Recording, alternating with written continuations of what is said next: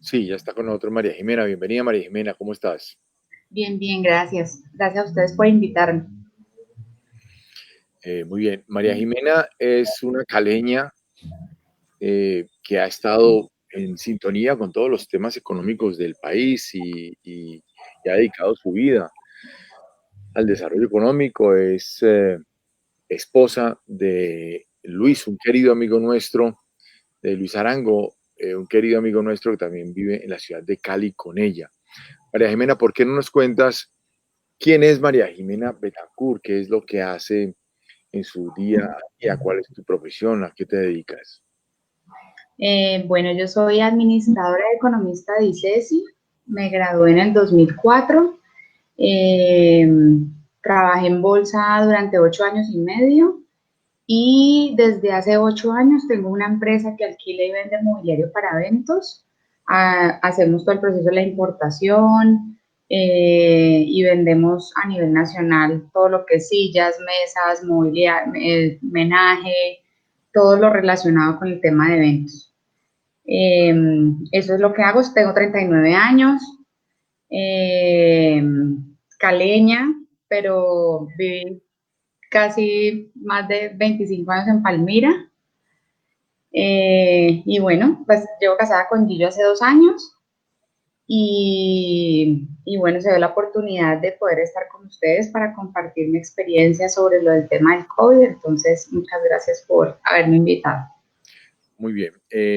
Yo quisiera hacer como una presentación eh, más profunda sobre la intención de este programa. Tenemos el interés de que María Jimena nos ayude como ejemplo de vida a entender esta condición, esta situación del padecimiento del COVID, porque la mayoría de nosotros tarde o temprano lo va a tener. Esta es una condición que no se aleja, no se identifica como afectando a ciertos grupos específicamente. Es realmente lo que pasa con el COVID es que tarde o temprano, mientras no haya cura definida y hasta fin de año por lo menos no parece haber nada, todos estamos expuestos a ser portadores de la enfermedad. ¿Cómo ocurre lo del COVID, María Jimena? ¿Cómo aparece el COVID en tu vida? ¿Qué fue lo que pasó en esos momentos para adquirirlo? Bueno, tenía un viaje planeado a España con mi familia, unos primos de Medellín y mi hermana, mi cuñado y mi sobrina de 10 años. Y nos fuimos eh, la última semana de febrero y teníamos planeado estar visitando el sur de España unos 15, 20 días máximo. Entonces, pues obviamente nos fuimos sabiendo sobre el tema, pero la verdad es que la gente estaba súper tranquila ya, haciendo vida normal, como si nada. Nosotros pues siempre estamos como, nos fuimos con todas las precauciones, pero estuvimos en todos los sitios que no se debía, en estaciones de tren, aeropuertos, o sea, todas las aglomeraciones posibles, nosotros estábamos ahí, turibús, hoteles, porque estábamos, sí, en nuestro paseo. Y Eso al fue, regreso, y eso al fue en re- qué época, Jimena. ¿Cómo? Eso fue en qué época, ese traslado tuyo de Colombia a España. Eso fue marzo, En marzo 2020, marzo 2020. de este año, o sea, en el pico de la pandemia en España. Sí, en el pico de la pandemia en España y terminando el trayecto de nuestro viaje, que fue en Valencia. El último día sí estaba la ciudad súper desolada y había como una amenaza de que iban a cerrar los aeropuertos y las estaciones de trenes. Entonces decidimos devolvernos eh, y al regreso, pues yo no, la verdad no tuve ningún síntoma. Cuando llegué acá a Cali, estuve 4 días trabajando normal, otra vez Pero en. perdón, María Jimena, le interrumpo. Antes de sus síntomas, usted salió de España, o ustedes salieron de España y llegaron a Colombia, creo que llegaron directo a Cali, ¿Hubo algún control en el aeropuerto, temperaturas, ese tipo de cosas, o pasaron Sí, derecho? no, nosotros llegamos el 14 de marzo al aeropuerto de Cali y tuvimos control de temperatura y diligenciamos un documento con la dirección de nosotros y todos los datos de nosotros y tuvimos control de temperatura. Pero nada más. Eso fue lo único que nos hicieron. Y después pasé 4 días normal en la casa trabajando, con mi tapabocas, con guantes, con gel, con todo, porque pues en algún momento del paseo nosotros hablamos sobre que íbamos a infectarnos seguramente, pero, pero llegamos del paseo sin ningún síntoma, entonces dijimos, no, pues no pasó a mayores. Pero Jimena, cuando estabas en España, seguramente en ese momento de marzo, en esos momentos de marzo estaba ya, digamos, el indicador del COVID muy, muy alto. Yo me acuerdo que en marzo Sí, había ya crisis en el mundo entero, había crisis en China, había crisis en el sureste asiático, se estaba ya mencionando fuertemente el tema italiano y el tema español. Cuando tú estabas allí y toda esta violencia mediática se estaba dando alrededor del tema del COVID, ¿no sentiste preocupación que de pronto te afectara estando en un país extraño y que de pronto quedaras a merced del COVID en una sociedad que de por sí, digamos, estigmatiza un poco a los latinos? pues mi viaje se terminaba una semana después, pero yo sentí un poquito la presión de mi hermana, que sí estaba muy asustada, pero la verdad es que todo seguía abierto, seguía la multitud de gente sin protegerse, sobre todo en Madrid, como si nada. Entonces, en cierta manera, pues yo soy una persona más o menos relajada y yo dije, bueno, seguramente nos va a dar, y como todo el mundo hablaba que era una gripa fuerte y ya, que se puede sobrellevar y listo. Entonces yo dije, bueno, pues no dañemos nuestro viaje, terminémoslo, pasemos rico, pero mi hermana estaba tan asustada que nos devolvimos una semana, por lo menos yo me devolví una semana antes de terminar el viaje. Pero la verdad es que la gente estaba como si nada. Estaban haciendo conciertos en Gran Vía, como si nada, conciertos. Y los almacenes llenos, los restaurantes llenos, y eso ya era mediados de marzo. Claro, era en pico de de la pandemia. Exactamente. Entonces, si tú me preguntas si en ese momento yo sentí también, me chateaba mucha gente de acá de Cali, y digamos que yo le decía allí yo, ay, quieren dañarme mi paseo, o quieren amargarme, pero yo lo voy a terminar, yo estoy feliz, que no me jodan. Eso fue lo único las dos cosas que yo pude decir en ese momento, que mi hermana se quería devolver porque estaba estresada, y porque la gente de Cali me chateaba. Yo le decía allí yo como que no, quiero terminar mi paseo, porque allá la gente estaba muy normal, como si nada. Bueno, ¿y cómo descubres tú o cómo presientes que tienes el COVID? ¿Cuál fue el primer síntoma que tuviste que te hizo como dudar y preocuparte? No, yo al cuarto día de estar en Cali, yo llegué el 14 de marzo, y al cuarto día de estar en Cali se me bajó la presión. Pero ese episodio yo lo había tenido hace 2 años igual. O sea, yo durante todo el COVID no tuve fiebre, no tuve dolor de cabeza, como dicen, no tuve tos seca, ni flujo nasal, todos esos síntomas que dicen, yo no los tuve. Yo tuve baja depresión, y por eso fui a urgencias de Dime, que es la clínica más cerca de aquí donde estoy.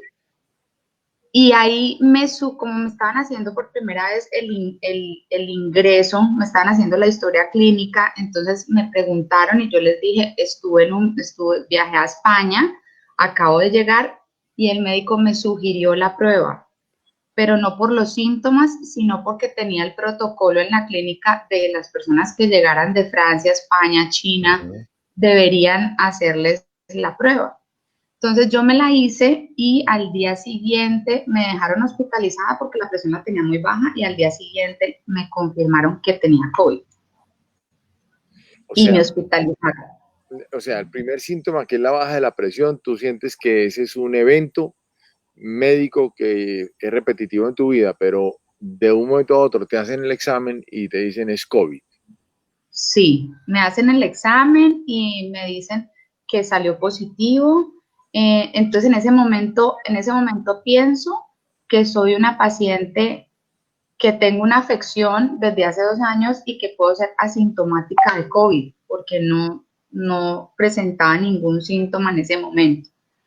Pero entonces me subieron a la unidad de cuidados intensivos y empezaron a hacerme todos los exámenes de placas de tórax, exámenes de sangre, me empezaron como a hacer seguimiento y pasé 17 días en la unidad de cuidados intensivos porque los exámenes mostraban que el virus sí estaba atacando los pulmones y estaba atacando el corazón y por eso tenía miocarditis, en ese momento tenía miocarditis bacteriana. La miocarditis, para todos los que nos están viendo hoy atendiendo a este llamado, es la inflamación del músculo cardíaco. Puede afectar el músculo cardíaco y el sistema eléctrico del corazón, lo que reduce la capacidad del corazón de bombear y producir ritmos cardíacos rápidos o arritmias. Tú sentías que te estabas quedando sin oxígeno o que estabas respirando muy rápido, que cuando, digamos, empezó todo este proceso, la angustia, el temor, el estrés, fue una condición en tu vida en esos momentos o estabas tranquila. Al, al principio estaba tranquila, pero me perturbaba un poco la cantidad de pastillas que estaba tomando a diario y la cantidad de inyecciones y de muestras de sangre que tenían que tomarme durante el día. Entonces ya en ese momento yo digo, algo está pasando. Me sentía, como estuve acostada tantos días, me empecé a sentir muy débil al noveno día de estar en UCI, me empecé a sentir muy débil, me empecé a sentir como que se me hubieran robado las fuerzas, no tenía fuerzas ni para pararme, tenía muchísima diarrea. Eh, y los médicos decían, no, los exámenes que estamos haciendo pues están saliendo regulares por la afección que tienes con el corazón. Más o menos como al 11º día me asfixié.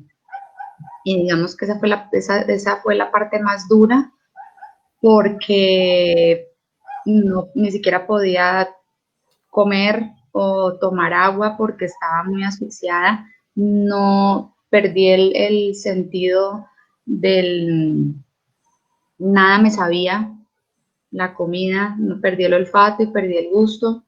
Eso sí son síntomas propios del COVID. Jimena, venga, le interrumpo.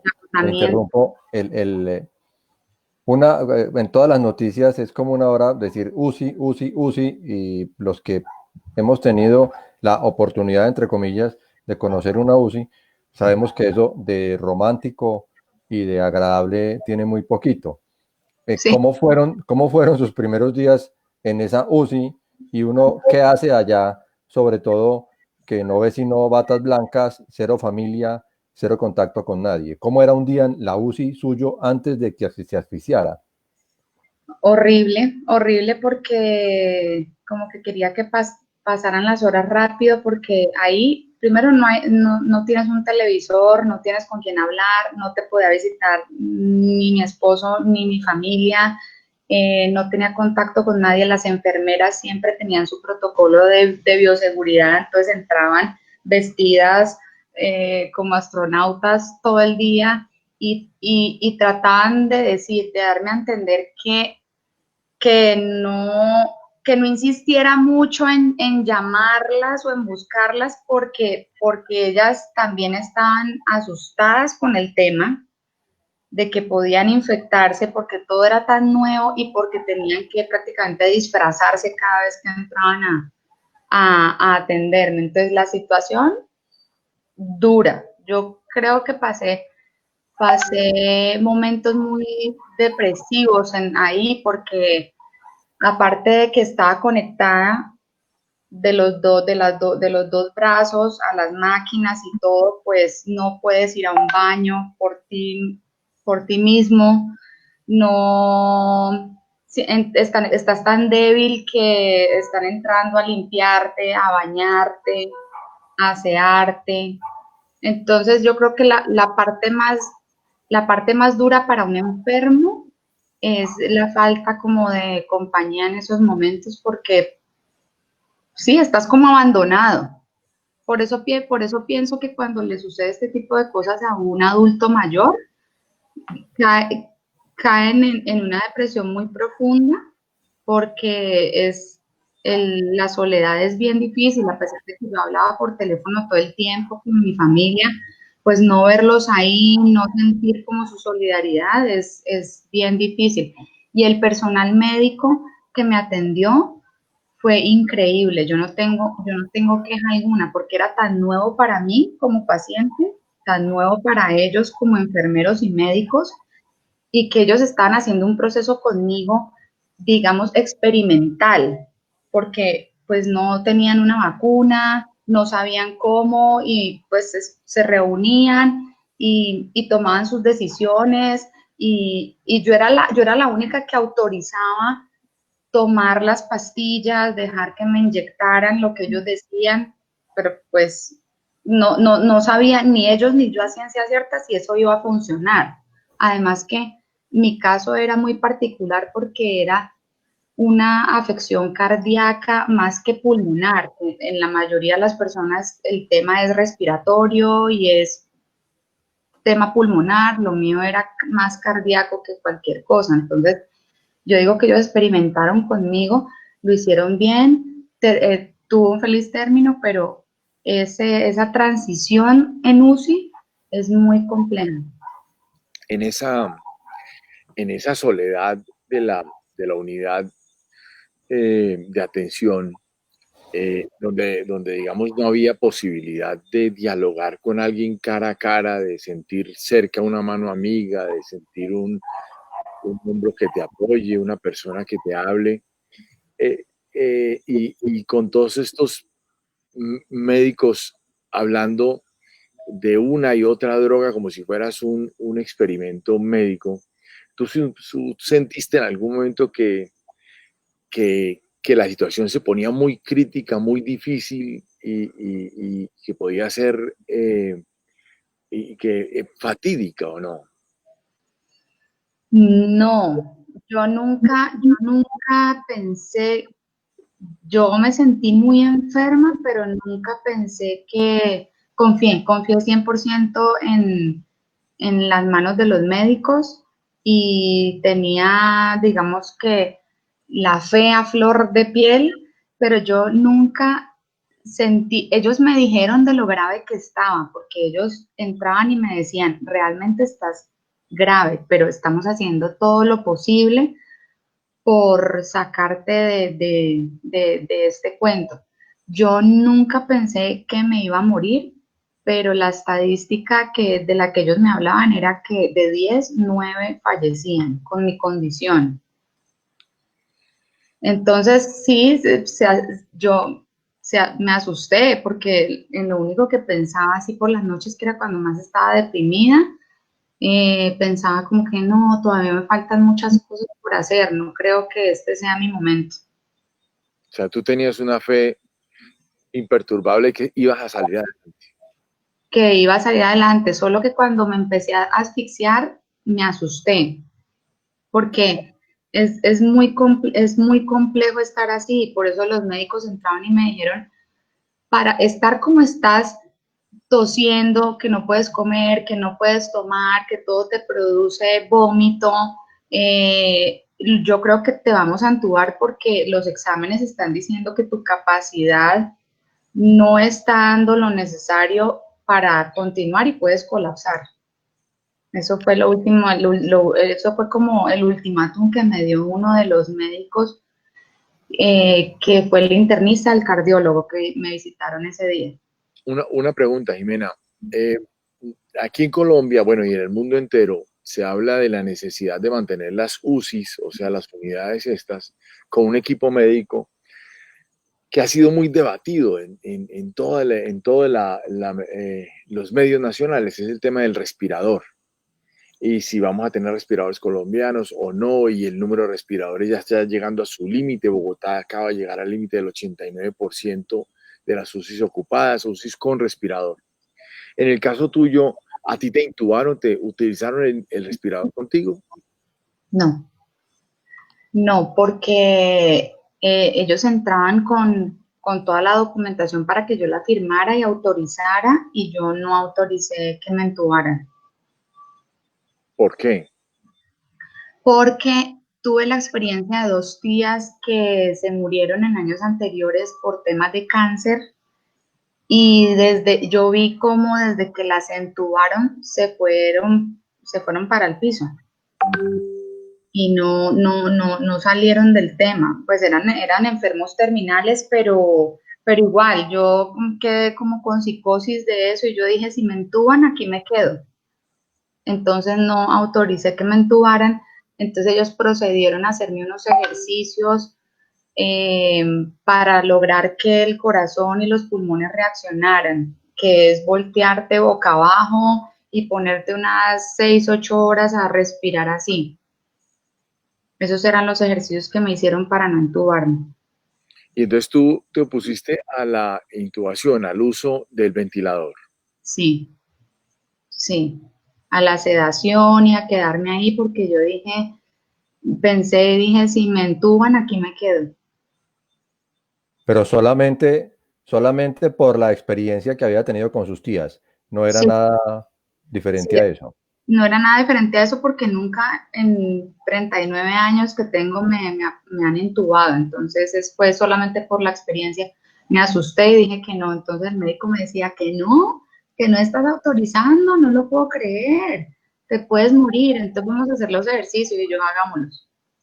Esa fue la única opción, o sea, no había otra. No había otra.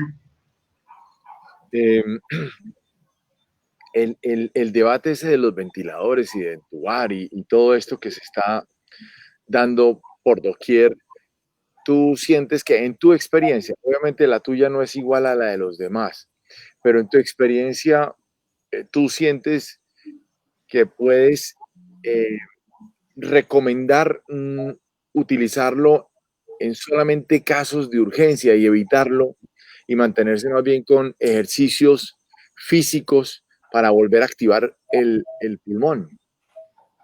Sí, yo definitivamente sí estoy de acuerdo con eso. eh, de que esto es una guerra de ambas partes, tuya como paciente y de los médicos que te están tratando de ayudar. Entonces, si hay opciones antes de que te entúen, que tengas la berraquera de poderlo hacer antes de que te entúen, porque me parece que el tema de la entubada es eh, como tirar la toalla, si todavía hay otras opciones. Yo, Esa es una yo, recomendación, obviamente, de los médicos. sí, yo hice todo lo que me decían. Yo estaba absolutamente débil, pero llegaba la persona que me hacía los ejercicios respiratorios, y yo los hacía. Llegaba la fisioterapeuta, porque después de 24 horas tú acostado empiezas a perder masa muscular. Entonces yo sentía las piernas muy débiles, entonces llegaba la fisioterapeuta, yo me paraba a hacer los ejercicios, me caía, ella me agarraba, yo hice todo lo que estuvo a mi alcance para poder salir de ese trance. Nunca pensé que me iba a morir. Esa convicción de que uno va A salvar. a sobrevivir es una de las recomendaciones que hacen los expertos, porque no solamente la enfermedad está en los pulmones, sino está en la cabeza. Es, Ese periodo de tiempo, boca abajo, boca arriba, fisioterapeuta, ¿cuántos días de todo el tiempo que estuvo hospitalizada fueron? hice ese ejercicio durante 8 horas por 3 días En la Diario, UCI. horas. en UCI, 8 horas boca abajo por 3 días. Bien, eso ya con eso logró recuperarse al punto que ya salió de la UCI. Sí, adicional al cóctel de pastillas que tomaba a diario, que eran 14. 14 pastillas y con el estómago vacío. Eso debe ser una delicia. Ay, no, horrible, horrible. El tema NUSI es muy difícil. Es muy difícil porque es lo que tú dices, juega mucho el tema mental. Y tenía una enfermera que siempre, pues, por lo regular me atendía en las noches y ella siempre estaba como imprimiéndome energía. Me decía, no, está muy joven, vamos a salir de esto, tranquila. Sí, ahorita está así, está con pañal y la tenemos que limpiar y la tenemos que bañar, pero eso rapidito se pasa y la queremos tener en hospitalización. Entonces ella también me daba un poquito de ánimo. El tema psicológico, el tema de tener la convicción de que voy a salir adelante, digamos, se ve que es fundamental pues, para eso, para salir adelante, para conquistar victoria en esta batalla. Pero tú has dicho, hace un poco dijiste que te preocupa enormemente el tema de los adultos mayores.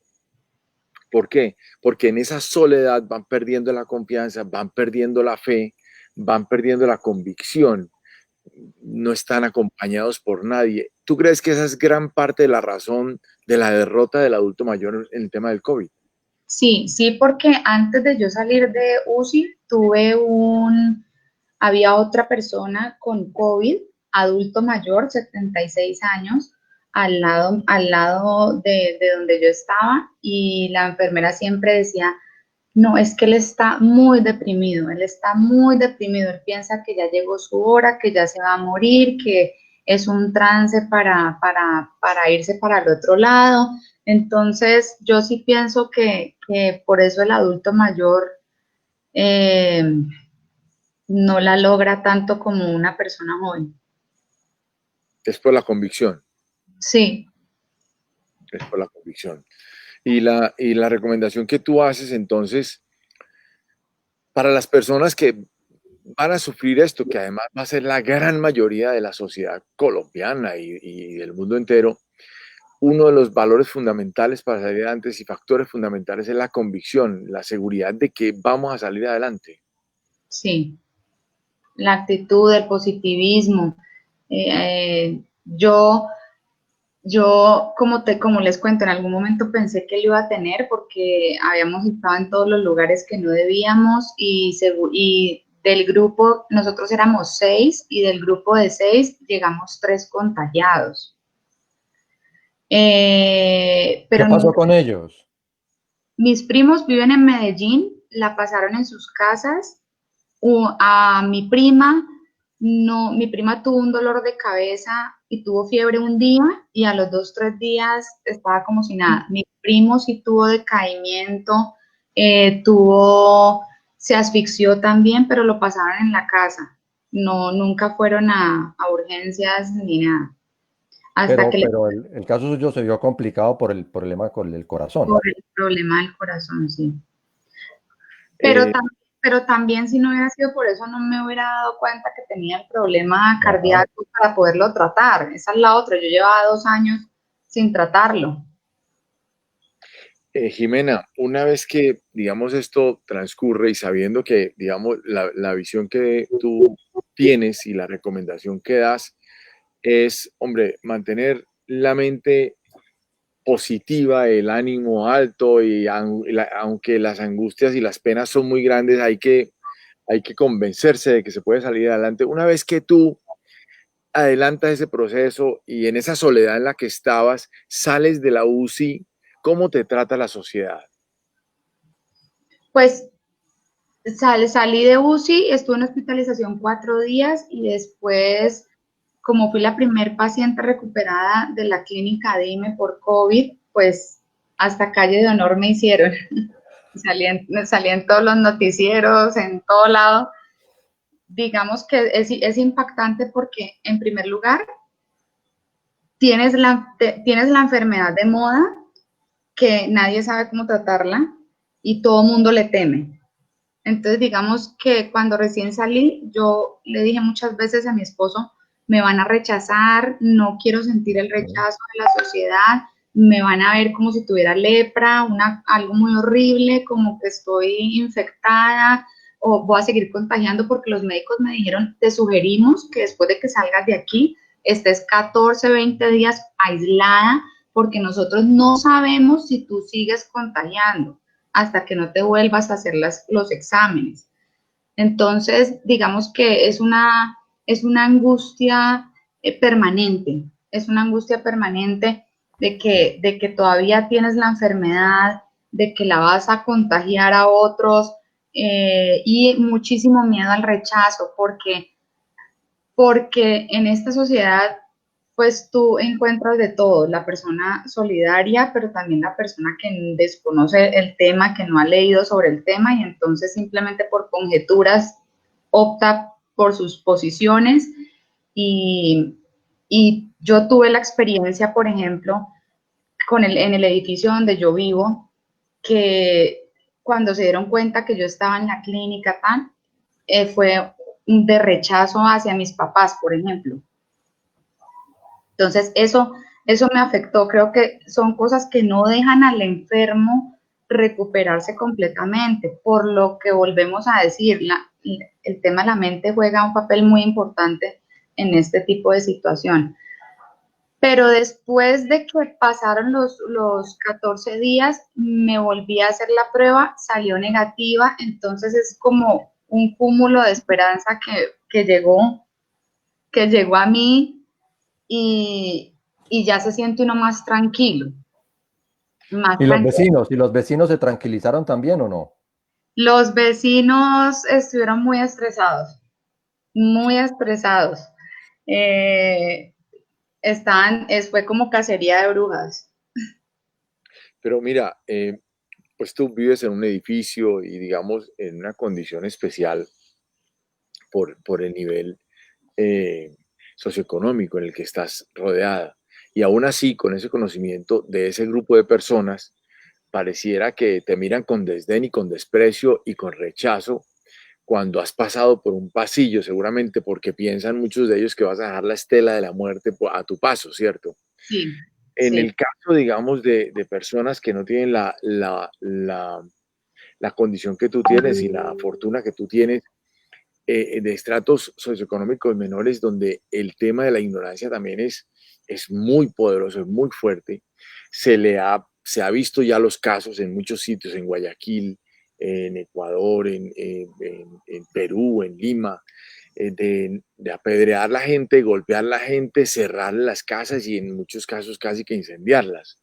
Ese papel que juega la sociedad de desprecio y de conflicto, eh, tú antes de llegar nuevamente al seno de tu familia, ¿sentías que podía llegar a pasar? ¿Podía haber ese desprecio y podía haber ese señalamiento? Sí, sí, y sí estaba mirando cómo no sabía realmente cómo enfrentar eso. Pero a lo último sentí mucha más solidaridad de la que yo pensé que iba a tener, porque cuando recién salí lloraba y decía y pensaba, me van a rechazar, no van a querer volver a compartir conmigo, y realmente eso pasó en el edificio de gente adulto mayor, pero digamos como de mi edad y el entorno en el que yo permanezco, los amigos de mi esposo, mis amigos, recibí total solidaridad por parte de ellos. Es importante, ¿crees tú, que el Estado colombiano y el Estado más que el colombiano, digamos el local en nuestras ciudades, los alcaldes y gobernadores, preparen a la sociedad para que en estos próximos meses, 6 meses, 7 meses, que todavía vamos a vivir en angustia por el COVID, reciban a la gente que ha tenido el COVID con solidaridad y con cariño, y no con desprecio, que los preparen de alguna manera, también preparan a la sociedad para eso. Sí, sí, sí, eso es muy importante porque yo sí pienso que la gente está demasiado estresada con todo el tema del COVID, angustiada. Yo conozco personas que llevan más de 100 días encerrados sin salir absolutamente a nada.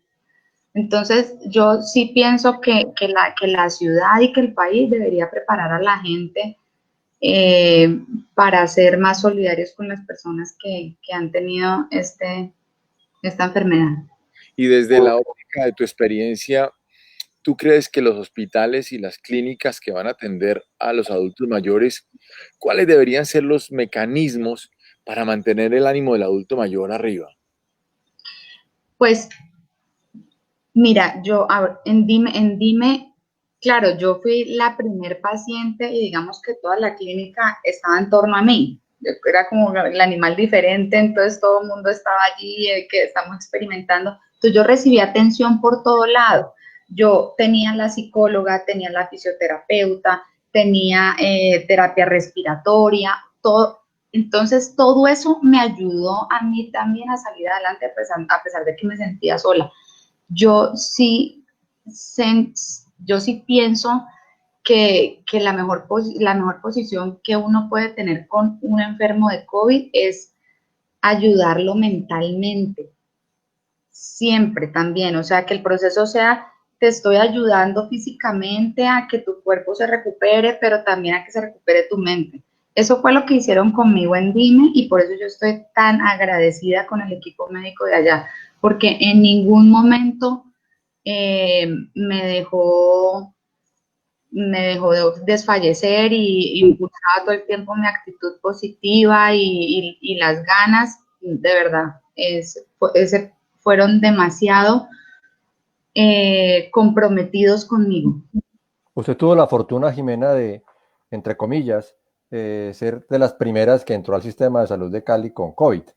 O sea, todos los recursos estaban disponibles para usted y seguramente por eso la atención le fue tan favorable, cosa que hoy no sucede. Cali Sí. hoy está a 8% de cumplir, de llenar sus camas de UCI y ve uno la gente, no solamente en Cali, sino en todo el país, como si nada estuviera pasando. Más o menos como estaban en España cuando usted estaba paseando y la llamaban de Cali y usted le contestaba que no me jodan, yo digo paseando, ve.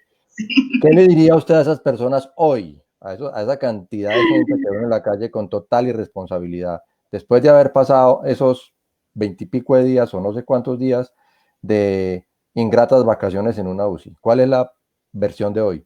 Pero es que hay gente que no cree, que piensa yo he hablado con taxistas, con la señora de la droguería, con el señor el cajero del supermercado y no creen. Ellos dicen que esto se lo inventaron para encerrarnos y que para dejarnos morir de hambre por la sobrepoblación, etcétera, etcétera. Pero no sé, o sea, si las cifras no los convencen porque dicen que tampoco creen en las noticias y uno los ve en la calle sin tapabocas, Nada. como si nada. Yo, Ujú. yo pienso que los que nos seguimos cuidando porque hay que seguirnos cuidando. Yo, a mí nadie me garantiza que esto que no me vuelva a repetir y más, ya aprendí la lección, entonces tengo que seguir cuidándome, pero la gente que no se cuida en la calle es todo el día, todo el tiempo.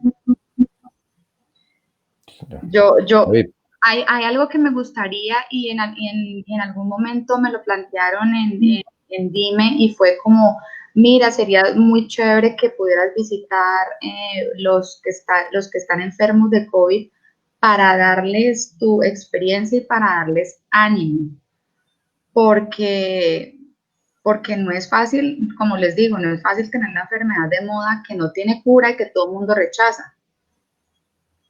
¿y aceptó? ¿Piensa aceptar o no? Pues por ahora no. Es muy difícil, Es por muy más difícil. que lo disfracen a uno, ¿no? Es muy difícil. No, no quiero volver a ver esa UCI en mucho tiempo, Estamos de pero, acuerdo. pero me parece que podría ser bonito porque como les digo, necesitamos que nos preparen más como sociedad porque esto está por todo lado y van a haber más contagios y va a haber rechazo. Entonces, yo pienso que las personas que no tienen, digamos, como el ahínco, la fuerza para la actitud positiva para salir adelante, son los que se enferman y se pueden morir muy fácil. Sí, eh, la verdad es que, la verdad es que lo que está pasando hoy en el mundo entero es un agotamiento de los servicios de salud frente a la dimensión del problema. Y desafortunadamente vamos a ver días muy difíciles en los próximos meses. Se está hablando de que el pico en Colombia va a estar llegando a final del mes de agosto, principio del mes de septiembre. Cada mes Ya lo mueven. lo van moviendo, lo van apartando un poco más al día de hoy, porque la estrategia que ha tenido el gobierno nacional, tú la conoces, es achatar un poco la curva, abriendo el espacio en el que el COVID debería afectarnos a todos. Va a llegar un momento en que no va a haber UCIs y en ese momento en el que digamos ya tenemos nuestras manos llenas con gente en las clínicas, eh, cuando ya se va despidiendo un poco la posibilidad de atenderlos médicamente, hay que hacer uso como de lo único que nos queda, que es la voluntad de sobrevivir, la voluntad de salir adelante. Me parece muy importante la entrevista de hoy, Jaime. Creo que es vital lo que se ha hecho, darle un poco de matiz humano a lo que es el COVID, de hacer entender a la gente que es una enfermedad crítica, difícil, que no es fácil salir de ella, pero hay ahí ya una experiencia de una mujer muy valiente, muy capaz, como es Jimena, que logró vencer el COVID a punta de voluntad y de fuerza y de expresiones de amor y de expresiones de cariño con la vida. Me parece muy valioso para todos aquellos que estamos todavía al margen de la afectación de esta enfermedad, que tengamos la esperanza de que sí hay posibilidad de salir adelante, que aunque una gran población puede no tener síntomas, sea asintomática, hay una parte de la población que sí la afecta, que sí requiere de atención médica, pero que con voluntad y con capacidad sale adelante. Me parece también muy importante, Jimena, lo que has dicho, y es una enseñanza para los adultos, para todos los que tenemos adultos y que tarde o temprano van a quedar afectados con esta condición, y es que, hombre, mantener el ánimo arriba, decirles que la vida sigue, que la vida continúa y que vale la pena vivir así sea un segundo más, y que el gran, eh, el gran factor determinante de si vive o no vive es su voluntad. Y Entonces, lo que pasa es que esta enfermedad es de mucho tiempo, es de muchos días, o sea, son muchos días sintiendo lo mismo. Entonces tú te desanimas, piensas que la droga no está haciendo, la droga que te están dando no está haciendo su efecto y te desanimas. Entonces yo pienso que el que tiene esta enfermedad debe tener mucha paciencia que va a tener síntomas crónicos, pero que le des espacio a tu cuerpo para que se pueda recuperar poco a poco. Sí, Porque Javier. digamos que el ataque del virus es muy fuerte y dura mucho tiempo. Entonces, en la medida en que tú no tengas tu mente fuerte para eso, te vas a bloquear muy fácil. Sí, queríamos, Javier, desde hace días tener un testimonio como estos, que no es fácil por el rechazo que la sociedad le hace al que se atreve a decir yo tuve COVID, porque cree que va a seguir como un leproso, la palabra que usted usó, rechazándolo toda la vida. Más allá de la fórmula, que fue más o menos una especie de suerte que encontró al rechazarlo, porque sus tías del más allá le ayudaron haciéndole recordar lo mal que a ella les fue con la intubada. Sí. Lo que queríamos era ese testimonio de vida y de cuidado que se debe tener. Pero la mayoría de las personas que están en la calle, que no atienden las recomendaciones, argumentan que de algo tienen que comer, que algo tienen que hacer, que la vida no se puede parar. Su negocio estuvo quieto todo este tiempo. ¿Qué pasó con él? Estuvo quieto durante el mes de marzo, durante el mes de abril, se reactivó para el Día de la Madre. Eso también me afectó mucho porque todos los eventos yo llegaba y eran primeras comuniones y eran grados, entonces yo estaba tranquila, feliz porque iba a tener mi temporada alta. Entonces todo se aplazó, todo se canceló, entonces pues el trabajo es una prioridad para cualquier persona y eso también me afectó bastante. El trabajo es una prioridad para cualquiera, claro, y eso es evidente. De hecho, el gran dilema que hay hoy en el mundo entero es, ¿qué hacemos? ¿Abrimos las fronteras del trabajo para que la gente vuelva y la economía vuelva y se reanime? Que todos somos seres con expresiones de responsabilidad frente a nuestro trabajo, ¿o protegemos a la población? Los días sin IVA son indudablemente la expresión más absurda Macabra. y macabra que puede existir de un Estado entregándole todo al trabajo. ¿Tú crees que en ese dilema, qué prima? ¿El de la salud o el del trabajo?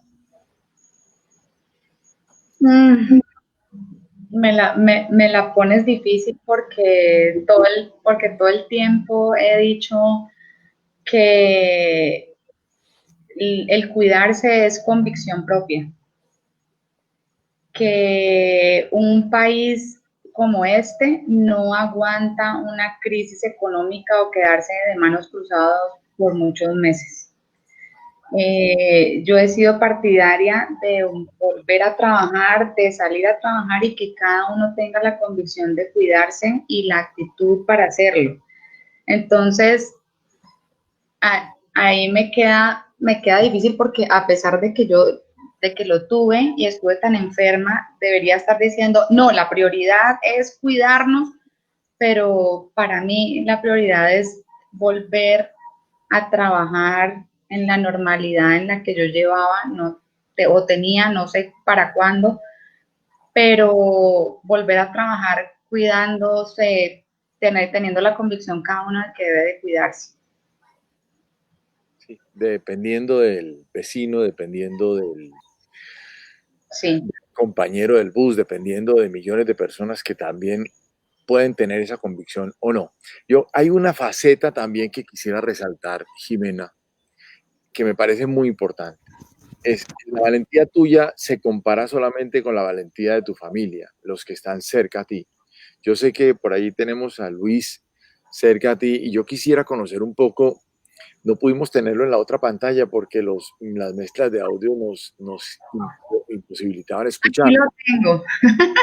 Yo quisiera escuchar de parte de él cómo fue la sensación cuando recibieron la noticia, la familia recibió la noticia de que tenías COVID, la sensación en el momento de crisis de la imposibilidad de respirar y el tema de la arritmia cardíaca, y después cuando sales por ese pasillo, las primeras lágrimas que se van derramando. Recuerdo que yo llegué a eso de las 9:10 de la mañana a la clínica. Y yo creo que si hay un sentimiento que puedo aterrizar cuando yo pienso en todo esto, una palabra, un término, es gratitud. Yo me acuerdo ese sentimiento de gratitud con los médicos. Estuvimos casi 4 horas esperando a que Jimena bajara para que saliera por el túnel.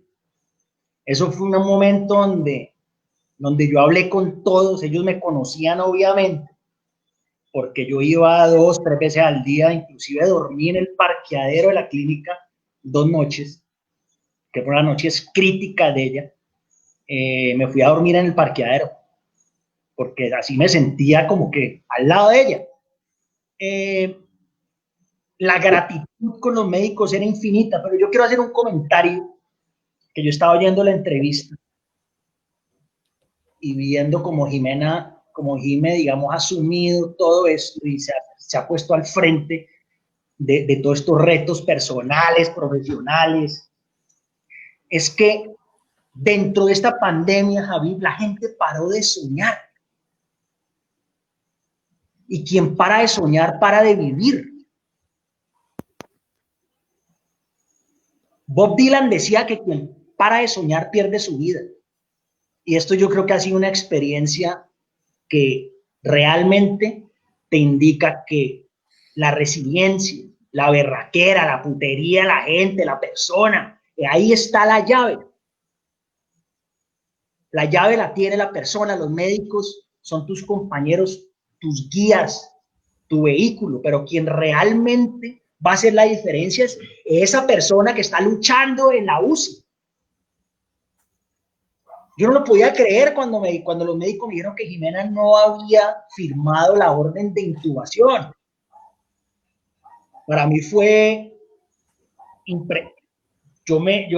para mí fue algo impactante, y más cuando vieron que se había volteado 8 horas para hacer esos ejercicios. Eso te indica que realmente quien quiere salir adelante tiene que mirar el virus a los ojos y decirle: aquí el que mando soy yo.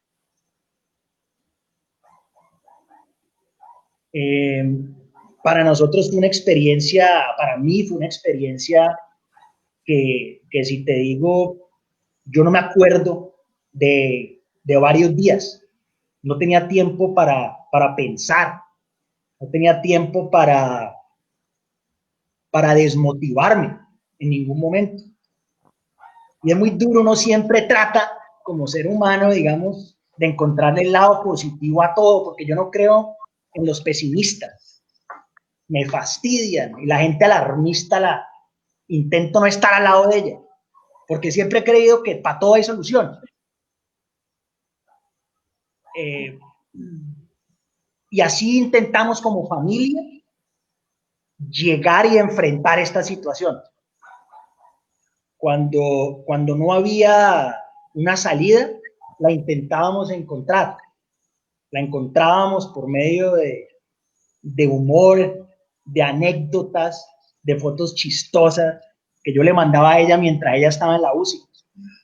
De audios cantando. Yo le cantaba, era una serenata. Audios cantando y tocando guitarra. Lo que te hacía no era reír, sino llorar. Sí, lloraba bastante. Ay, qué belleza este cuento. Lloraba bastante, pero decía: no los puedo ver, pero no me han abandonado. Pero el mensaje, yo creo, para resumir, para la gente que no le ha dado y que tiene sus amigos y su familia y algún conocido con quien quiera mucho, quien se va a enfrentar con esto, porque va a existir, es: no sientan pesar ni lástima, al revés, denle berraquera, denle ánimo, sí, porque esa persona tiene la llave. Esa es la persona que va a salir adelante. Y el último mensaje que tengo es para los médicos, que sí son unos héroes, porque lo que nosotros vimos y vimos ahí es una cosa admirable. La clínica Dime, tiene mi respeto. ¿Qué sientes tú, Jimena, cuando en televisión y en los medios nacionales se presenta un médico que está siendo golpeado en una clínica, en la entrada de una clínica, porque puede tener el virus o porque está posiblemente infectado, porque se ha sido señalado? ¿Qué sientes tú que El Salvador es apedreado? Mucha ignorancia por parte de las personas que, claro, he visto noticias donde les han escrito grafitis en sus apartamentos diciéndoles que se vayan, que los odian, etcétera. Y es muy duro porque ellos también están padeciendo el cuento de enfrentarse a algo porque es su profesión, porque los tienen que atender, porque es lo que les gusta hacer, y por ignorancia la gente los trata mal. No, la verdad siento mucha rabia con las personas que tratan mal el personal médico, porque no saben lo que ellos hacen para mantenernos a nosotros a flote y para ayudarnos con todo este tema.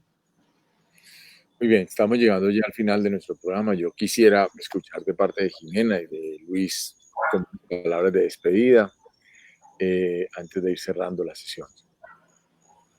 Bueno, primero que todo, muchas gracias a ti, Javier, por la invitación. Muy agradable la charla. Es la primera vez que me siento a contar mi experiencia porque durante los meses posteriores a mi salida no hice sino llorar, no quería hablar del tema, no quería que absolutamente nadie me fuera a decir algo precisamente por miedo al rechazo, pero hoy es la primera vez que me enfrento también a esto y chévere haber contado la experiencia para crear conciencia de lo que nos está pasando, para crear conciencia de solidaridad, de ayuda y de actitud positiva si alguno más adelante vaya a tener el virus, pues que tenga muchísima fortaleza mental para enfrentarlo, que tenga paciencia porque de muchos días, que tenga respeto por el personal médico y que la familia y toda la gente que lo rodea sean de mucha ayuda para que logre la persona salir adelante. Muchas gracias, de verdad. Muchas gracias, Jimena. Luis. Javier, Jaime, muchísimas gracias por el espacio. Gracias, Jaime. Creo que fue un programa fenomenal. Jimena tuvo la oportunidad por primera vez de contar y de abrirse de una forma muy natural. Estoy muy orgulloso de ella. Y esta historia viene a muchos hogares, va a venir a muchos hogares, esta misma historia. Y vamos a tener amigos cercanos y familiares con este virus. Démosle mucho amor a esas personas, démosles mucho apoyo, mucha berraquera. Y démosles ese sentimiento de fe y de que ellos tienen la llave para pelear una batalla digna y una batalla que puede ser hasta divertida, porque después van a tener esa anécdota para contar el resto de sus vidas. Y sigamos cuidándonos, el tema es serio, no es una simple gripa que da y ya, y después me mejoro. No, el tema es muy serio, hay que seguirnos cuidando lo que más podamos. Muchas gracias, Javier. Muchas gracias, Jaime. A ti, Luis. Jaime. No, a Jimena y a Luis, muchísimas gracias. Ojalá pudiéramos coger toda esa actitud, meterla en frasquitos y nos hubiéramos inventado la vacuna o por lo menos parte de la cura. Muchas gracias. Gracias. Que estén bien. Chao. Besos y abrazos para todos. Muchas gracias a todos ustedes. Yo siento que la cura está en cada uno de nosotros. La cura es la fe, la cura es la confianza, la cura es el poder, la convicción de que siempre hay un camino que podemos andar por duro, por difícil, por áspero que sea. Está en el consciente personal de ser capaz de salir adelante y la voluntad de triunfar. La llave del éxito para sacar provecho de estas experiencias amargas y dolorosas, pero que nos van dejando también una huella imborrable para todas nuestras vidas. A todos ustedes, muchas gracias. A los que nos están viendo, muchas gracias. Nos vemos el próximo jueves. Un abrazo. Gracias. Yo quiero leer esto.